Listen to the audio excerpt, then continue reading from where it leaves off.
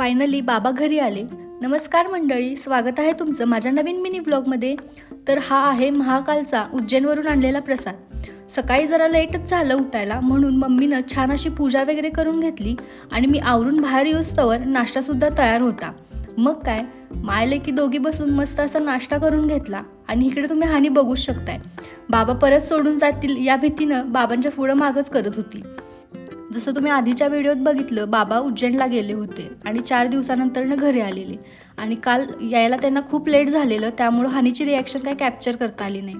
नंतर मम्मी कामावर जाणार होती, त्यामुळं हानी पुढं मागं तिच्या पण करत होती, का तर तिला घेऊन जाण्यासाठी. पण मग मम्मीनं सांगितलं की मी कामाला चालले. मग ती शांत झाली. मग मी घरातलं सगळं आवरून घेतलं. मम्मी आल्यानंतरनं मूवीला जायचा प्लॅन ठरला. मॉलमध्ये एंटर केल्यानंतरनं बघितलं तर तिथं हळदी कुंकवाचा छान असा कार्यक्रम सुरू होता. त्याच्यानंतरनं आतमध्ये एंट्री केली तर तिथं मला मावशी दाखवत होती की तिनं काय काय खायला घेऊन आले सोबत.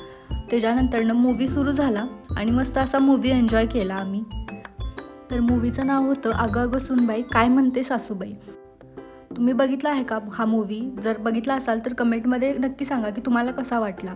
त्याच्यानंतरनं चहा वगैरे घेतला आणि घरी आलो तर हानीची रिॲक्शन अशी होती. ती खूप चिडलेली आमच्यावर, कारण तिला एकटं सोडून गेलेलो म्हणून.